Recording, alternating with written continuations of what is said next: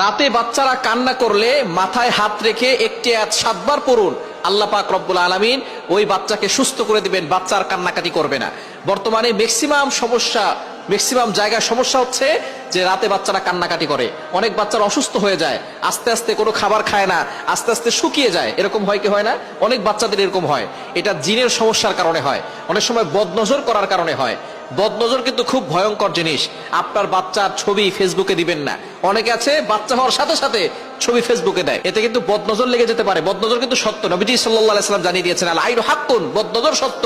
আর এই বদনজর এতটা ভয়ঙ্কর জিনিস, নবীজি সাল্লাল্লাহু আলাইহি ওয়াসাল্লাম বলেছেন বদনজর একজন সুস্থ মানুষকে অসুস্থ করে ফেলে, কবর পর্যন্ত নিয়ে যায় এবং একজন উটকে রান্নার পাতিলে পর্যন্ত নিয়ে যায়। সুতরাং এই বদনজর থেকে আমাদেরকে সাবধান থাকতে হবে।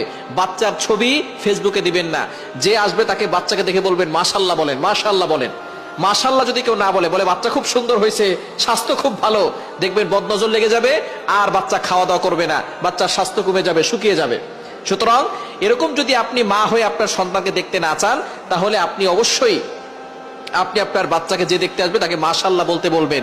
এবং যদি বাচ্চা শুকিয়ে যায়, রাতে বেশি কান্না করে, তাহলে একটি আয়াত বাচ্চার মাথায় হাত রেখে পড়বেন, আয়াতুল কুরসি একটি আয়াত। পবিত্র কোরআনুল কারীমের 3 নম্বর পারার 1 নম্বর পৃষ্ঠার 8, 9, 10, 11, 12 নম্বর লাইনগুলোতে সূরা বাকারার 255 নম্বর আয়াত, এই আয়াতটি আপনি 7 বার পড়বেন, বাচ্চার মাথায় হাত রেখে 7 বার পড়বেন। এরপরে 7 বার পরে ফু দিয়ে দিবেন, দেখবেন বাচ্চার কান্নাকাটি বন্ধ হয়ে গেছে এবং বাচ্চার বদনজর লাগলে সে বদনজর কেটে যাবে। তার যদি কোনো জিনের আক্রমণ থাকে, জিনের আসর থাকে, সেটা কেটে যাবে এবং আস্তে আস্তে বাচ্চা সুস্থ হবে ইনশাআল্লাহ। এই আমল করে যদি আপনি কার্যকর পেতে চান, তাহলে কিন্তু আপনাকে নামাজ পড়তে হবে। নামাজ না পড়ে কোন আমলে কাজ হবে না। অনেক মায়েরা আছেন বাচ্চা হওয়ার পরে তারা নামাজ পড়তে চান না, বলে বাচ্চা পেশাব করে, কাপড় নষ্ট হয়ে যায়, নামাজ পড়ার সুযোগ পাই না। আপনি নামাজ অবশ্যই পড়বেন।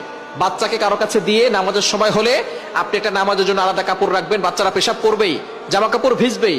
আমাদের ঘরে বাচ্চা আছে, আমরা তো জানি জামা কাপড় ভিজে যায়। আপনি নামাজের জন্য আলাদা একটা কাপড় রাখবেন।